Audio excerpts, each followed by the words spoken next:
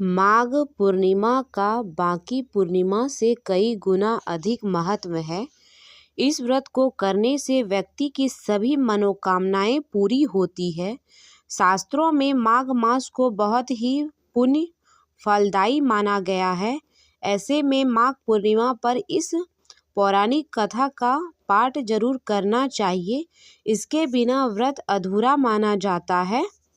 माघ पूर्णिमा की पौराणिक कथा के अनुसार एक नगर में धनेश्वर नाम के एक ब्राह्मण रहता था।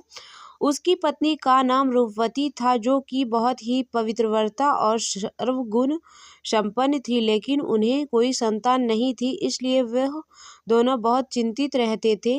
एक बार उस नगर में एक महात्मा आए। उन्होंने उस नगर के सभी घरों से दान लिया, लेकिन धनेश्वर के पत्नी जब भी दान उन्हें देती तो वह उसे लेने से मना कर देता। एक दिन धनेश्वर महात्मा के पास गया और उससे पूछा कि हे महात्मा, आप नगर के सभी लोगों से दान लेते हैं, लेकिन मेरे घर से नहीं लेते। हमसे अगर कोई भूल हुई हो तो हम ब्राह्मण दंपति आपसे क्षमा याचना करते हैं। इस पर महात्मा ने कहा, नहीं विप्र, तुम तो हमेशा आदर सत्कार करने वाला ब्राह्मण हो, तुमसे भूल तो कभी नहीं हो सकती है। महात्मा की बात सुनकर धनेश्वर हाथ जोड़कर बोला, हे मुनीश्वर, फिर आखिर क्या कारण है, कृपया हमें उससे अवगत कराए। इस पर महात्मा बोले, हे विप्र, तुम्हारे कोई संतान नहीं है। जो संपत्ति निसंतान हो उसके हाथ से भिक्षा कैसे ग्रहण कर सकता हूँ। तुम्हारे द्वारा दिया गया दान लेने के कारण मेरा पतन हो जाएगा। बस यही कारण है कि मैं तुम्हारे घर में से दान लेता। महात्मा के ऐसे बोल सुनकर धनेश्वर उनके चरणों में गिर पड़ा और विनती करते हुए बोला, हे महात्मा, संतान ना होना ही तो हम पति पत्नी के जीवन की सबसे बड़ी निराशा है। यदि संतान प्राप्ति का कोई उपाय हो तो बताइए कृपया करके। मुनीश्वर ब्राह्मण का दुख देखकर महात्मा बोले, हे विप्र, तुम्हारे इस कष्ट का एक आसान तरीका है।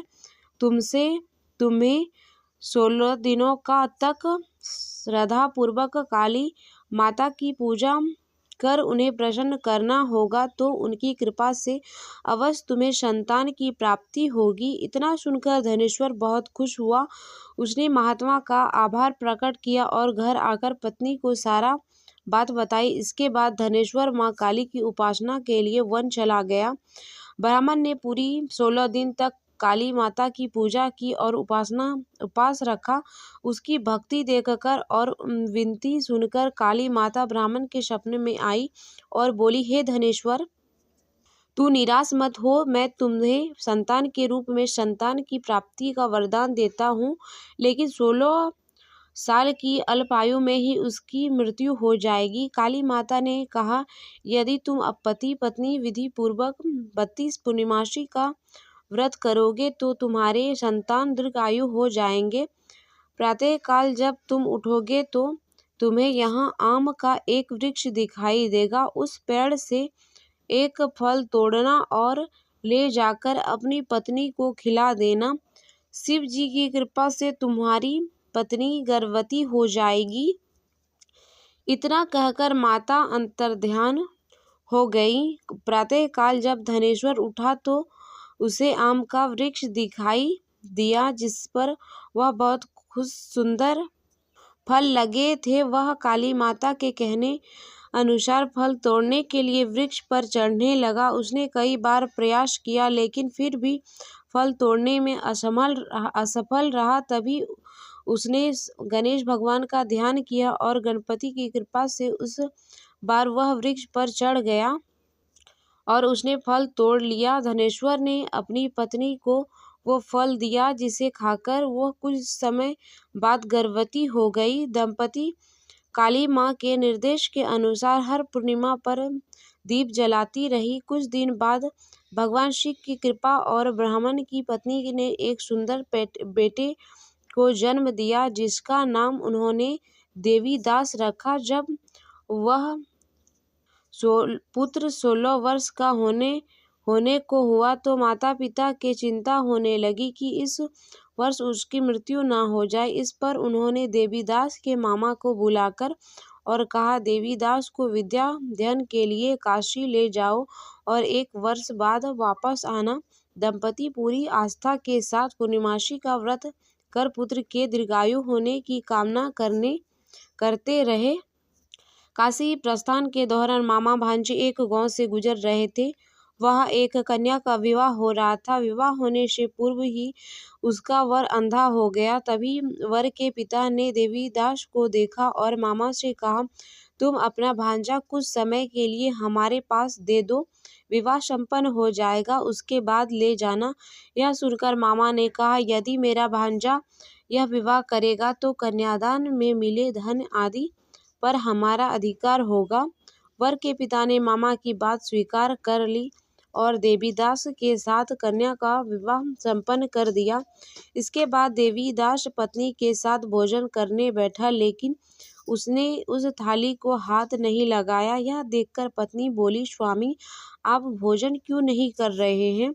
आपके चेहरे पर यह कैसी उदासी है? तभी देवीदास ने सारी बात बताई। यह सुनकर कन्या बोली, स्वामी, मैंने अग्नि को साक्षी मानकर आपके साथ 7 फेरे लिए हुए हैं। अब मैं आपके अलावा किसी और को अपना पति स्वीकार नहीं करूंगी। पत्नी की बात सुनकर देवीदास ने कहा, ऐसा मत कहो, मैं अल्पायु हूँ, कुछ ही दिन में 16 वर्ष की आयु होते ही मेरी मृत्यु हो जाएगी। इस पर उसकी पत्नी ने कहा कि स्वामी, जो भी मेरा भाग्य में लिखा हो वह उसे स्वीकार है।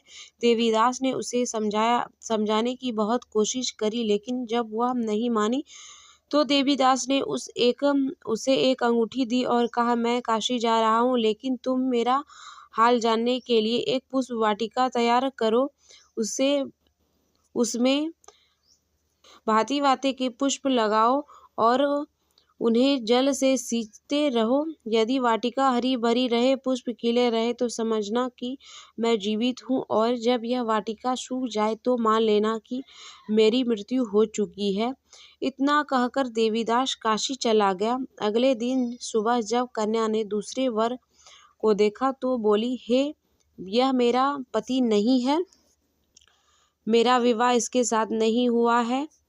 यदि इसके साथ मेरा विवाह हुआ है तो बताइए कि रात्रि में मेरे और इसके बीच क्या बात हुई थी और इसने मुझे क्या दिया। यह सुनकर वह वर बोला, मुझे कुछ नहीं पता, और पिता पुत्री वहां से वापस चले गए। पिता पुत्र वहां से वापस चले गए। उधर एक दिन प्रातःकाल एक सर्प देवीदास को डसने के लिए आया, लेकिन उसके माता पिता द्वारा किए जाने वाले पूर्णिमा व्रत के प्रभाव के कारण वह उसे डस नहीं पाया। इसके बाद काल स्वयं वहां आया और उसके शरीर से प्राण निकालने लगे। देवीदास बेहोश होकर गिर पड़ा।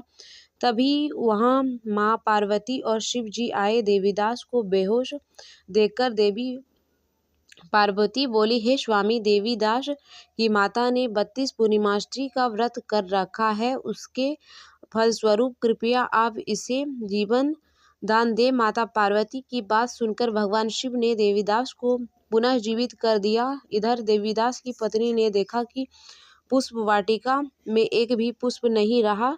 वह जान गई कि उसके पति की मृत्यु हो चुकी है और रोने लगी। तभी उसने देखा कि वाटिका फिर से हरी भरी हो गई। यह देखकर वह बहुत प्रसन्न हुई। उसे पता चल गया कि देवीदास को प्राणदान मिल चुका है। जैसे ही देवीदास 16 वर्ष का हुआ, मामा भांजे काशी से वापस चले गए। रास्ते में जब वह कन्या के घर गए तो उसने देवीदास को पहचान लिया और प्रसन्न होकर हुई। धनेश्वर और उसकी पत्नी भी पुत्र को जीवित पाकर हर्ष से भर गए। तो ये थी माघ मास की कथा। यदि आपको कथा अच्छी लगी हो तो मेरे चैनल को सब्सक्राइब कर ले, वीडियो को लाइक करें, शेयर करें। धन्यवाद।